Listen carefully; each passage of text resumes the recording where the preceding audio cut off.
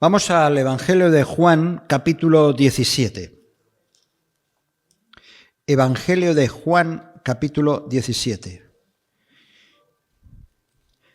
Intentaré hablar un poco despacio y claramente para que también nuestros hermanos alemanes, ucranianos, búlgaros, pero bueno, me conocen perfectamente, habla perfectamente español, catalán y muchos idiomas. Jesús oró por ti, es el tema para esta mañana. Capítulo 17 de Juan. Lo vamos a leer todo el capítulo, ¿vale? Todo el capítulo. Así que vamos bien de tiempo y lo vamos a leer despacio. Dice así: Estas cosas habló Jesús y levantando los ojos al cielo dijo: Padre, la hora ha llegado, glorifica a tu Hijo, para que también tu Hijo te glorifique a ti. Como le has dado potestad sobre toda carne, para que dé vida eterna a todos los que le diste, y esta es la vida eterna, que te conozcan a ti, el único Dios verdadero, y a Jesucristo, a quien has enviado. Yo te he glorificado en la tierra, he acabado la obra que me diste que hiciese. Ahora pues, Padre, glorifícame tú al lado tuyo, con aquella gloria que tuve contigo antes que el mundo fuese. He manifestado tu nombre a los hombres que del mundo me diste. Tuyos eran y me los diste, y han guardado tu palabra. Ahora han conocido que todas las cosas que me has dado proceden de ti, porque las palabras que me diste les he dado, y ellos las recibieron, y han conocido verdaderamente que salí de ti, y han creído que tú me enviaste. Yo ruego por ellos, no ruego por el mundo, sino por los que me diste, porque tuyos son. Y todo lo mío es tuyo, y lo tuyo mío, y he sido glorificado en ellos. Y ya no estoy en el mundo, mas estos están en el mundo. Y yo voy a ti, Padre Santo, a los que me has dado, guárdalos en tu nombre para que sean uno, así como nosotros. Cuando estaba con ellos en el mundo, yo los guardaba en tu nombre. A los que me diste, yo los guardé, y ninguno de ellos se perdió, sino el hijo de perdición, para que la Escritura se cumpliese. Pero ahora voy a ti, y hablo esto en el mundo para que tengan mi gozo cumplido en sí mismos. Yo les he dado tu palabra, y el mundo los aborreció, porque no son del mundo, como tampoco yo soy del mundo. No ruego que los quites del mundo, sino que los guardes del mal. No son del mundo, como tampoco yo soy del mundo. Santifícalos en tu verdad, tu palabra es verdad. Como tú me enviaste al mundo, así yo los he enviado al mundo. Y por ellos yo me santifico a mí mismo, para que también ellos sean santificados en la verdad. Mas no ruego solamente por estos, sino también por los que han de creer en mí por la palabra de ellos, para que todos sean uno, como tú, oh Padre, en mí y yo en ti. Que también ellos sean uno en nosotros, para que el mundo crea que tú me enviaste. La gloria que me diste, yo les he dado, para que sean uno, así como nosotros somos uno. Yo en ellos y tú en mí, para que sean perfectos en unidad, para que el mundo conozca que tú me enviaste y que los has amado a ellos como a mí también me has amado. Padre, aquellos que me has dado, quiero que donde yo estoy, también ellos estén conmigo, para que vean mi gloria que me has dado, porque me has amado desde antes de la fundación del mundo. Padre justo, el mundo no te ha conocido, pero yo te he conocido, y estos han conocido que tú me enviaste, y les he dado a conocer tu nombre, y lo daré a conocer aún, para que el amor con que me has amado esté en ellos y yo en ellos. ¡Buah! Tremendo, ¿eh? Tremendo, tremendo, fantástico este capítulo. Esta oración de parte del Señor. Desde luego, a lo largo de estas semanas estamos hablando acerca de la intercesión, ¿verdad? Como ese medio que Dios nos ha puesto a nuestro alcance para orar en favor de otros. Y hay una oración intercesora que la acabamos de leer por excelencia, que esta oración es la más hermosa que se ha elevado desde la tierra hasta el trono de Dios, que queda un poco resumida en este versículo que hemos leído, de Juan capítulo 17, versículo 24. Padre, aquellos que me has dado, quiero que donde yo estoy, también ellos estén conmigo, para que vean mi gloria que me has dado, porque me has amado desde antes de la fundación del mundo.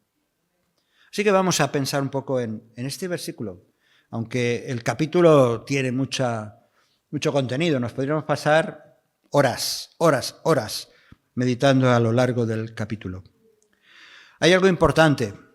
Estas palabras forman parte de la oración, como decía antes, más extensa y más profunda que encontramos en la Biblia. Hecha por Jesús en uno de los momentos más críticos antes de su muerte redentora. Esta oración queda enmarcada en el contexto del huerto del Getsemaní. En aquel lugar, en el monte de los Olivos, cerca de Jerusalén, había un molino de aceite en medio de los olivos, y allí, en ese molino, se extraía el aceite, ¿verdad? Precisamente el nombre Getsemaní significa eso, una prensa de aceite, una prensa de aceite. Y qué gran ilustración, ¿verdad? Qué gran ilustración sobre lo que Jesús iba a experimentar. Jesús iba a ser prensado, chafado, destruido, muerto por nosotros. Y ahí Jesús tuvo ese encuentro personal de oración con el Padre. La agonía que experimentó al cargar tus pecados, mis pecados, en la cruz, le llevó en ese lugar, en Getsemaní, le llevó a exclamar aquellas palabras de: Padre, si quieres, pasa de mí esta copa. Pasa de mí esta copa, pero que no se haga mi voluntad, sino tu voluntad, ¿verdad? El miedo, la ansiedad, la angustia, el peso que eso representaba en Jesús, dice el evangelista Lucas, que hizo que Jesús se empapara de sudor, unas gotas tan grandes que dice que como sangre.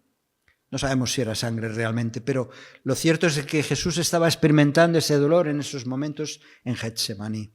Y que incluso un ángel, un ser creado, vino a consolar, a fortalecer al Hijo de Dios.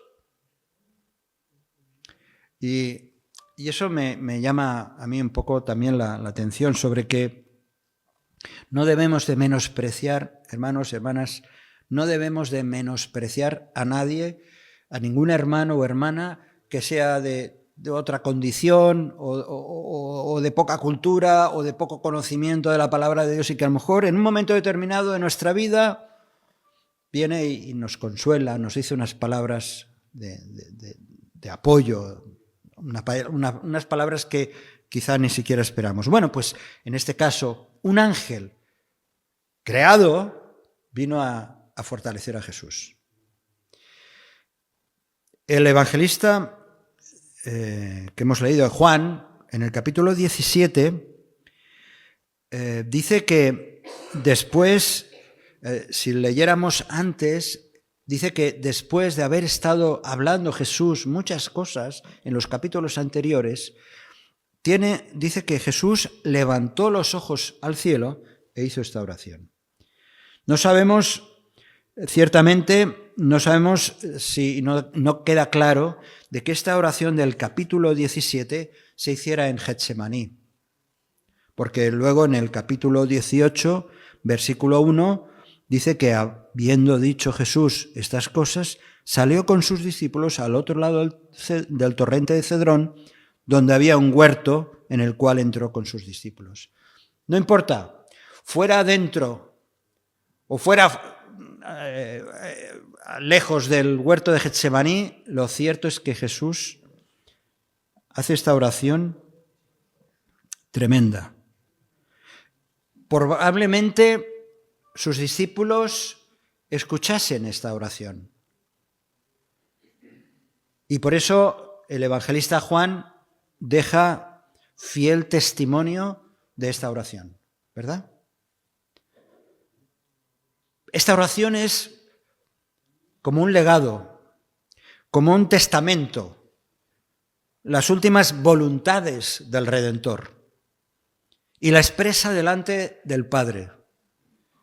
¿Verdad que cuando acudimos al notario, no sé si alguno de vosotros alguna vez ha tenido que acudir a un notario para escuchar o ver o que te leyeran el testamento de un ser querido? Y uno va al notario un poco con respeto, espero que no con avaricia, a ver qué me ha tocado, sino con auténtico respeto a lo que el difunto o la difunta ha dejado en herencia.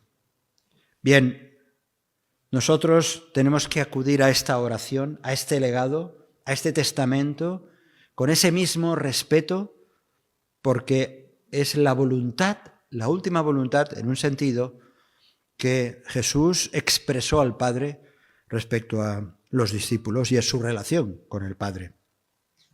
Así os invito a que estos próximos minutos pensemos en esta oración como eso, el gran legado, el gran testamento que Dios ha dejado en nuestras manos.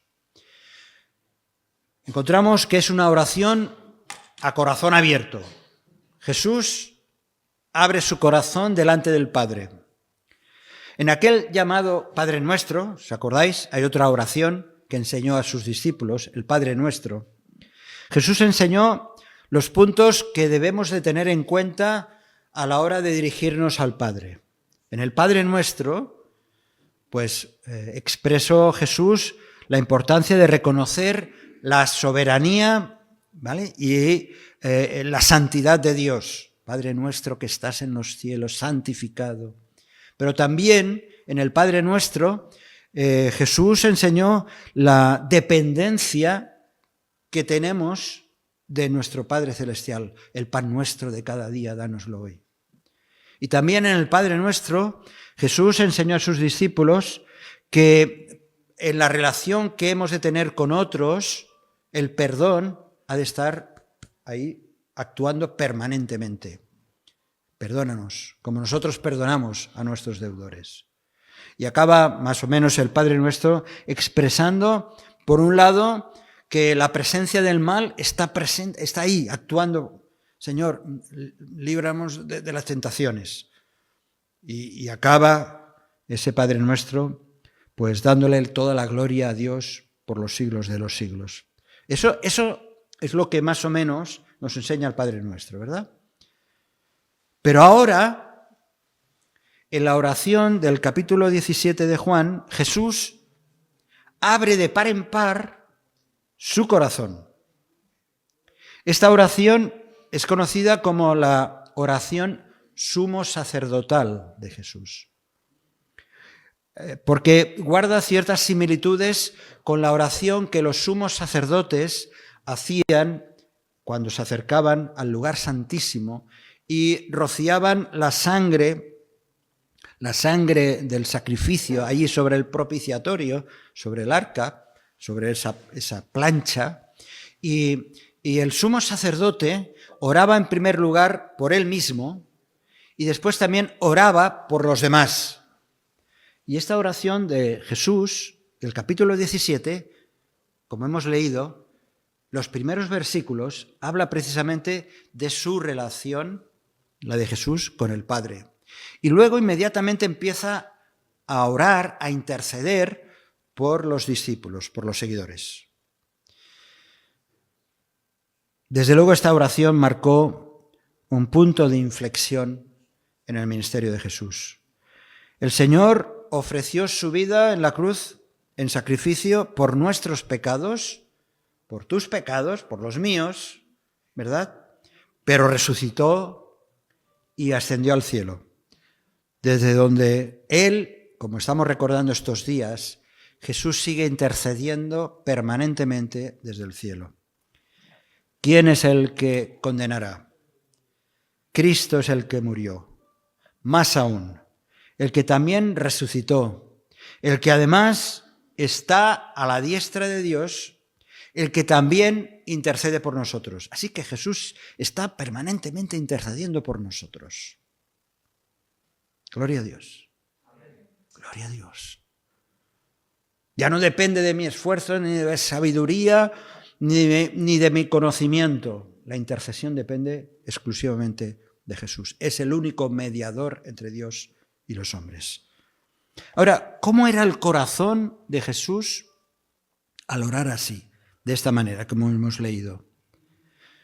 Ciertamente, cuando escuchamos orar, sobre todo a nivel congregacional, de comunidad, ¿no? Cuando escuchamos orar a un hermano o una hermana, nos da una pista de cómo es su intimidad o su conocimiento acerca de Dios, ¿verdad? Podemos intuir un poco de cuánto o cómo oras de manera regular, cómo te presentas delante del Señor, ¿verdad? Pues aquí nos pasa lo mismo. Aquí vemos cómo el Señor entra en esa relación con el Padre Celestial.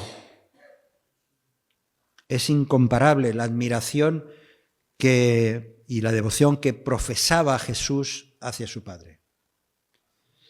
El Señor sabía que la culpabilidad de los pecados del mundo serían cargados sobre Él. Y el texto que conocemos bien de Isaías nos habla de que Él fue herido por nuestras rebeliones, molido por nuestros pecados. El castigo de nuestra paz fue sobre Él y por su llaga fuimos curados. Todos nosotros nos descarriamos como ovejas, cada cual se apartó por su camino, pero el Señor cargó en Él el pecado de todos nosotros. Y Él lo sabía. Jesús sabía, cuando estaba haciendo esta oración, lo que todo eso iba a implicar en las horas siguientes.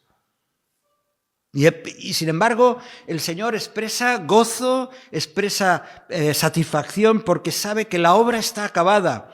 Y en la oración al principio lo menciona como algo que ya ha sucedido, porque su voluntad es hacer la voluntad del Padre. Y así lo expresa. Pero después de manifestar esa relación con el Padre, empieza a orar por aquellos discípulos que habían creído en Él.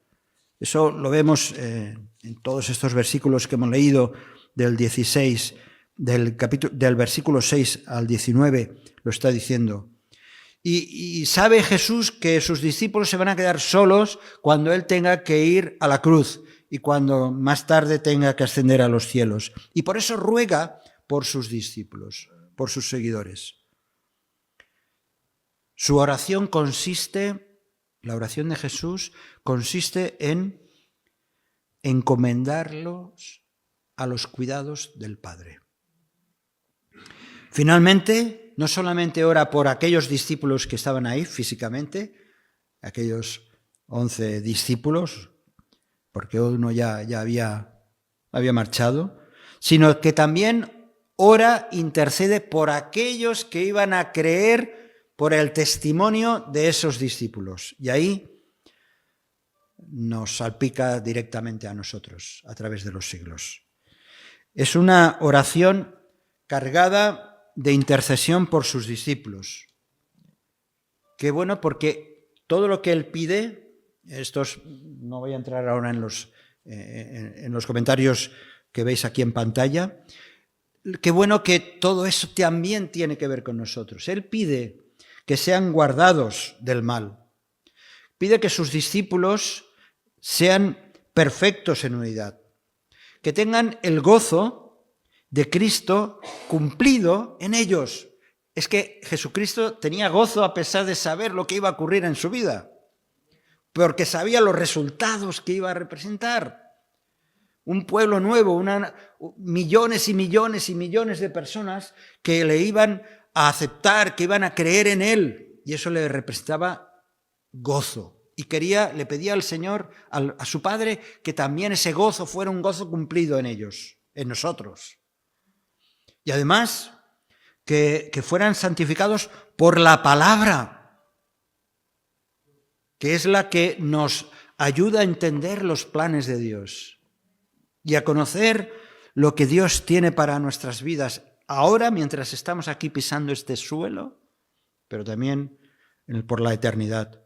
Y pedía por ellos para que, por medio de su testimonio, del testimonio de los discípulos, el mundo conociera al Cristo vivo y creyeran en él. Y también algo en lo que vamos a meditar de una manera un poco más precisa, que fueran contempladores de la gloria de Cristo. ¿Qué más se puede pedir? ¿Qué más se puede pedir por los seguidores de Cristo? ¿Qué más podía pedir Cristo por nosotros? Es fantástico. Nos debe de llenar de gozo que el Señor Jesús estaba pensando en nosotros y estaba pidiendo todas estas cosas. Tremendo. Tremendo. ¿Qué mejores o superiores cosas se pueden desear para los hijos de Dios sino que todo esto se cumpla? ¿Vamos a pedir simplemente salud? ¿Vamos a pedir que nuestro matrimonio funcione bien? ¿Vamos a pedir bienes materiales? ¿Vamos a pedir paz en el mundo? Jesús no está pidiendo nada de eso para los discípulos. Todo lo que está pidiendo Jesús al Padre tiene que ver en el ámbito espiritual. Claro, nosotros equilibrar eso nos cuesta, ¿verdad? Nos cuesta equilibrar. Tenemos tantas preocupaciones, tantas necesidades, tantas historias, y sin embargo Jesús está intercediendo por cosas, por ámbitos espirituales que son los que nos deben de fortalecer en nuestra fe. Todo lo que pide Jesús por sus seguidores está en el terreno espiritual. Y eso nos debe de ayudar a pensar un poco. Porque muchas veces pedimos, intercedemos por cosas que son importantes, no digo que no, pero que no son las más importantes para Dios. El versículo 24 del capítulo 17 expresa hacia el Padre el deseo definitivo que Jesús tiene para sus discípulos. Y eso nos afecta a nosotros, no solamente a aquellos hombres y mujeres de hace 2000 años. Eso tiene que ver con nosotros y no hay excusa. Si no somos conscientes de tal apasionado deseo de Cristo, orando por nosotros, me atrevo a decir una cosa que no digo normalmente. Si no somos conscientes de eso, yo diría, queridos, estamos pecando. Estamos pecando porque estamos yendo en dirección contraria a la voluntad del Señor. Porque la voluntad del Señor es andar en esos caminos, vivir conforme a su voluntad, hacer caso de Él. Es como, voy a hacer una... Imaginaos que esto es el testamento, ¿no? Si no hago la voluntad del Señor es como si yo rompo el testamento, el legado que Dios ha dejado y lo tiro y no sirve para nada. Dice, vuelvo a recordar el versículo, Padre, aquellos que me has dado, quiero que donde yo estoy, también ellos estén conmigo, para que vean mi gloria que me has dado, porque me has amado desde antes de la fundación del mundo. Subrayarlo en vuestras Biblias, hermanos. Ya sé que todo el capítulo es para subrayarlo, pero este versículo nos dice mucho. Empieza diciendo, Padre, quiero. Nadie de las Escrituras se había dirigido a Dios de esta manera, por supuesto. Abraham, llamado amigo de Dios, quien se reconocía polvo y ceniza, no se dirigía a Dios de esta manera. Ni Jacob, que valientemente estuvo ahí luchando con el ángel y al ángel le dijo, no te dejaré a menos que me bendigas. O el amado Daniel, cuando clamaba allí al Señor, oh Señor, perdóname, escúchame y obra. Ni Pablo siquiera, ni Pablo, que mantenía una comunión íntima con el Señor. Él decía, doblo mis rodillas delante del Dios Padre, de nuestro Señor Jesucristo. Pero ahora Jesús se dirige al Padre diciendo, quiero.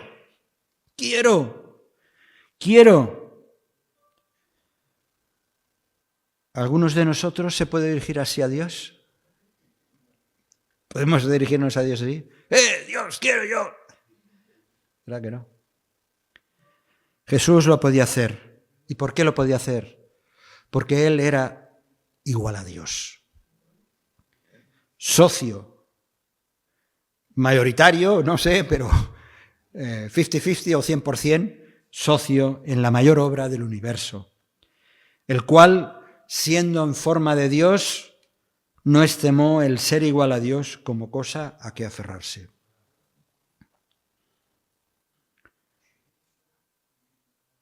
Él había declarado una verdad incontestable. Jesús declaró una verdad incontestable. Él dijo, yo y el Padre una cosa somos. Un Dios, un corazón y una voluntad. Un alma verdaderamente humana, la de Jesús, y una voluntad divina en perfecta armonía, esos dos aspectos. Era imposible que esta oración intercesora por nosotros, es imposible que no tuviera respuesta. Es la voluntad tanto del Padre como del Hijo. Porque si Cristo lo quiere, el Padre también. Por eso podía decir, quiero. Porque la unidad tan perfecta entre el Hijo y el Padre era posible que hubiera respuesta. Mis ovejas, oyen mi voz y yo las conozco y me siguen y yo les doy vida eterna y no perecerán jamás, ni nadie las arrebatará de mi mano. Mi Padre que me las dio es mayor que todos y nadie las puede arrebatar de la mano de mi Padre.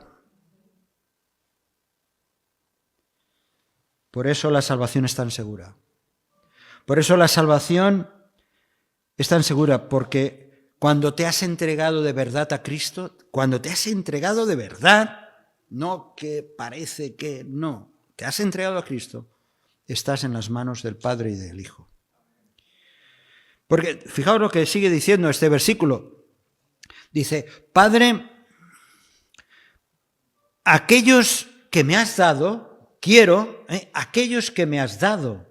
Y aquí nos da una tranquilidad. Porque ¿de quién está hablando Jesús? Precisamente a lo largo del capítulo, no sé si os habéis fijado, a lo largo del capítulo, en varias ocasiones, hasta 6 veces, habla de los suyos de esta manera, aquellos que me has dado. Cristo quería destacar en su oración que ellos, sus discípulos, eran tanto del Padre, porque si se los ha dado, ya le pertenecían al Padre, eran tanto del Padre como del Hijo. les pertenece por igual a ambos. Dice en el versículo 10, todo lo mío es tuyo y lo tuyo es mío. Yo a veces gasto la broma, ¿no? Todo lo tuyo es mío y lo mío también. No. En este caso, Jesús está diciendo que todas las cosas que son tuyas, le dice al Padre, son mías y las mías también son tuyas. Hay esa pertenencia entre el Padre y el Hijo. Desde antes de la fundación del mundo, dice, el Padre escogió a su pueblo y los dio a Cristo, encargándole que no perdiese a ninguno de ellos, cargando los pecados de aquellos a los que le dio. Dice, a los que me diste, yo los guardé y ninguno de ellos se perdió. ¿Tú te imaginas a Cristo que va perdiendo sus discípulos por ahí? Cuando Él está diciendo que los que me diste, a ninguno de ellos he perdido. ¿Te imaginas? Cristo perdiendo a aquellos que le han sido dados por el Padre y que también le pertenecen a Él.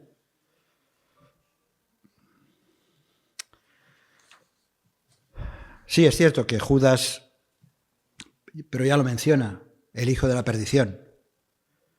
Judas se perdió porque no era de ellos, porque estaba entre ellos, pero no era de ellos. Y si así también, por desgracia, lo podemos constatar, algunos que estamos aquí, veteranos en la fe, hemos conocido personas que parecían, pero que al final han acabado apostando de la fe, apostatando de la fe, porque sencillamente no eran de los nuestros. Ahora, ¿cómo podemos distinguir a aquellos que son dados, que son entregados por el Padre a Cristo? ¿Cómo podemos distinguirlos? Pues hay muchas señales. Ver ese deseo sincero de conocer la palabra. Cuando vemos que hay un espíritu de servicio a la comunidad, a los hermanos. Cuando vemos señales del fruto del Espíritu Santo.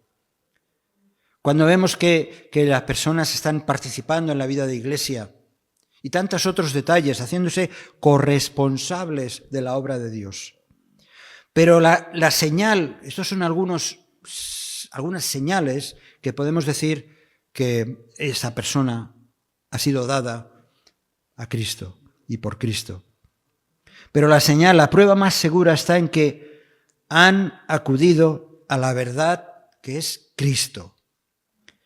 Jesús, hablando acerca del pan de vida, lo hemos recordado antes, decía, todo lo que el Padre me da vendrá a mí, y el que a mí viene no le echo fuera. Por lo tanto, si uno ha ido a Cristo de verdad, si uno ha ido a Cristo, no lo va a echar fuera. ¿Has acudido a Cristo? ¿Te acuerdas cuando lo hiciste? ¿Has acudido a Cristo? ¿Has abierto tu corazón al llamado de Cristo? ¿Qué tan precioso es Cristo para ti?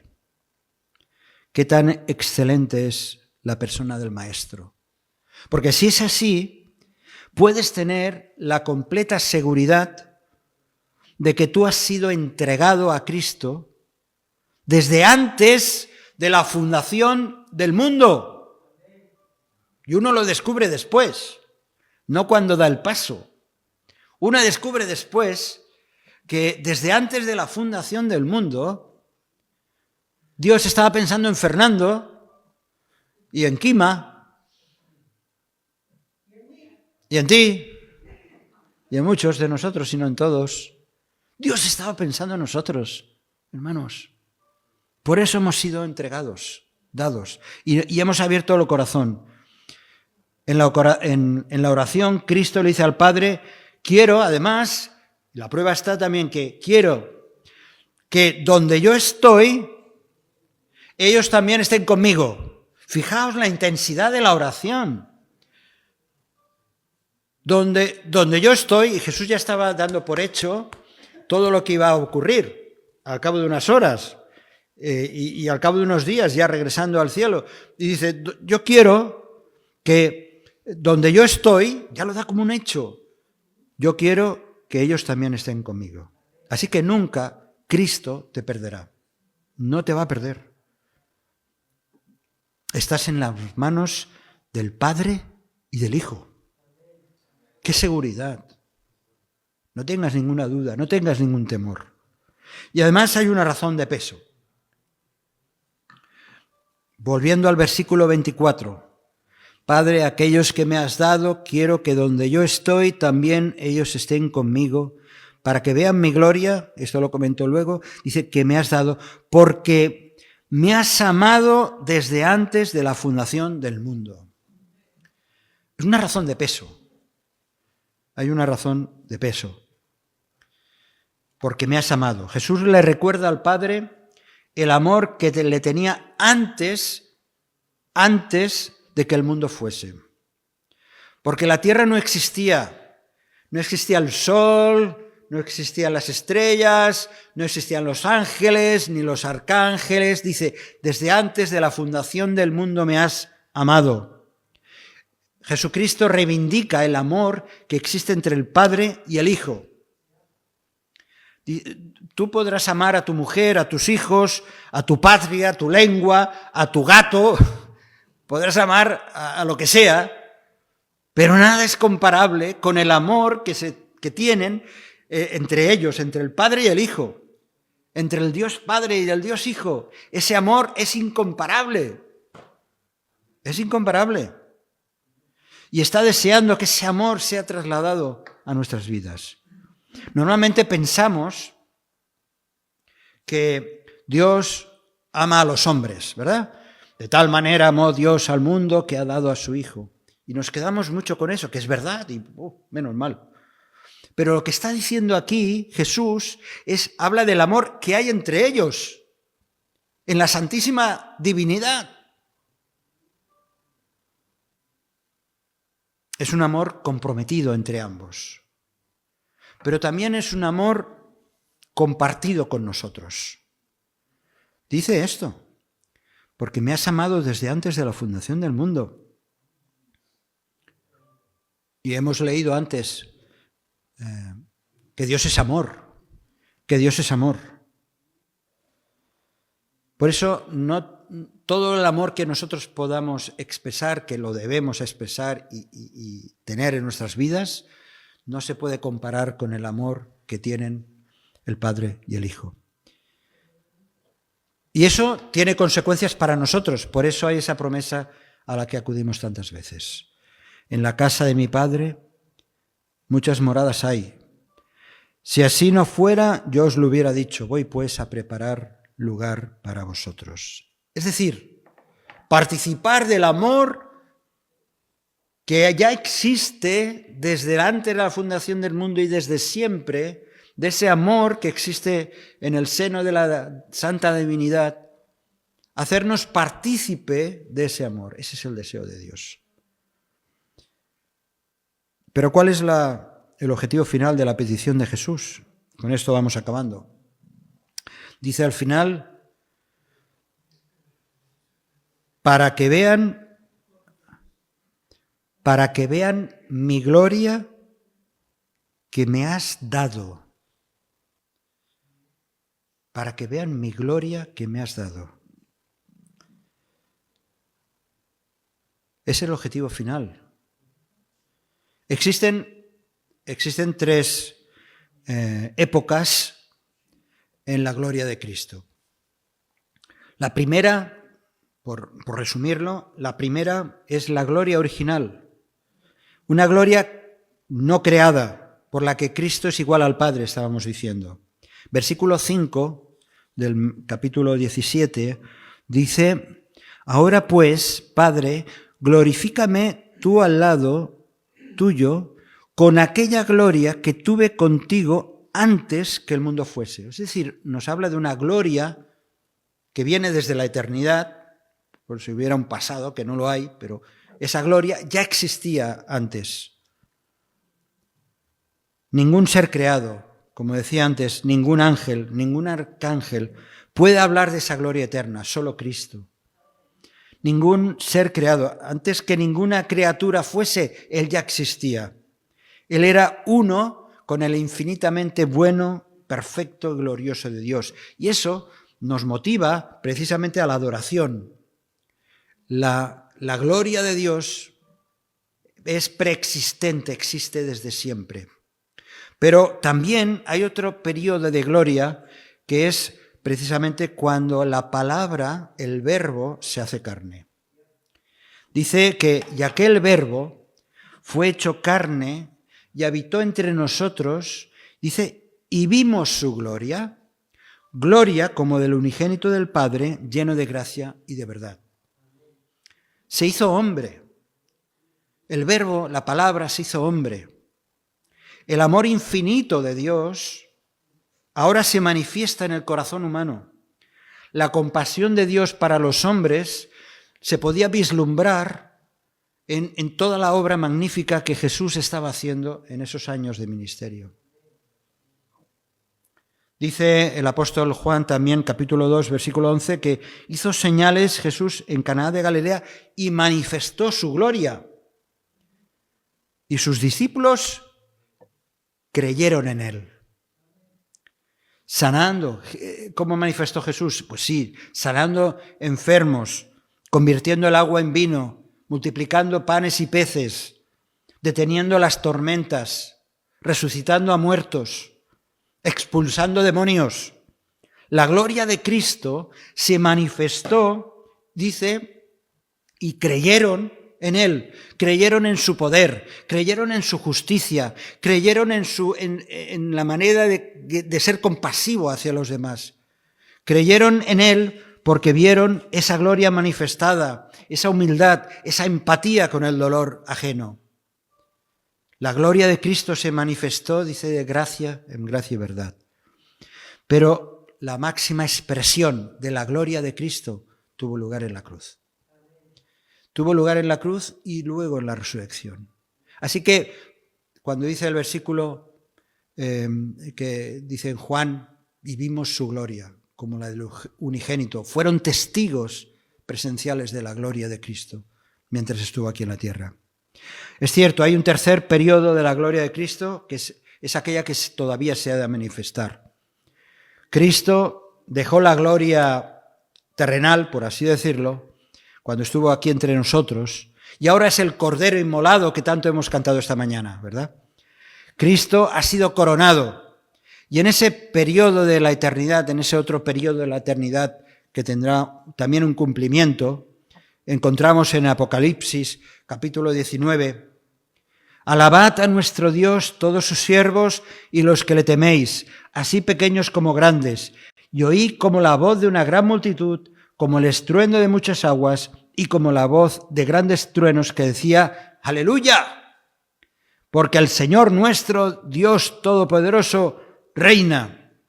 Toda una gloria manifestada en Jerusalén, en la Jerusalén celestial, donde el trono de Dios y el Cordero estarán allí, dice la Escritura. Y dice que todos sus siervos le serviremos. Eso es lo que dice. Aquellos que han sido dados, entregados por el Padre, dados a Jesucristo, y que Él no ha perdido, no se le han perdido por el camino, dice que estaremos sirviéndole por toda la eternidad. ¿No es fantástica esta oración? Que está pensando en ti y en mí. Podemos apreciar, aunque sea levemente, ya sé que nos cuesta, pero podemos apreciar levemente la razón por la que Jesús oró por ti y oró por mí. Sí, oró al Padre para que seas guardado del mal, para que tú seas guardada del mal, querida hermana. Oró al Padre para que caminásemos en unidad y que el amor ese estuviera presente. Jesús intercedió para experimentar el gozo de su obra magnífica. Jesús oró para que la palabra te haga mejor persona, para que también por medio de tu testimonio el mundo, los demás, nuestros seres queridos y los desconocidos lleguen a conocer a Cristo. Y para que crean que Jesús fue enviado por el Padre. Sí, la oración intercesora viene cargada de seguridad de salvación también. Y de un futuro en el cielo juntamente con Cristo, para contemplar de una manera absoluta su gloria. Ese es el deseo de Dios. Y eso es lo que Jesús le estaba orando y pidiendo al Padre. Esta oración del capítulo 17 acaba con unas palabras que quiero dejar a vosotros. El capítulo 17, versículo 26 dice las últimas palabras: para que el amor con que me has amado esté en ellos y yo en ellos. Total garantía. Ese es el deseo de Jesús. Para que el amor que existe entre el Padre y el Hijo esté en nosotros. Y también Cristo en nosotros, gobernando, controlando, guiando, aconsejando, sosteniendo, intercediendo por nuestra vida. Señor, amado Padre, no entendemos bien muchas de estas cosas, pero sí que podemos ver que tu amor es ilimitado, es enorme, es grandioso, incluso incontrolado, pero que lo satura todo. Y es saturado nuestras vidas, ha llenado nuestras vidas, dando significado y buscando la razón por la cual vivir. Y la razón por la cual vivir es tú, Cristo. Gracias. Gracias, Señor. Ayúdanos a vivir conforme a ese deseo, esa petición tuya.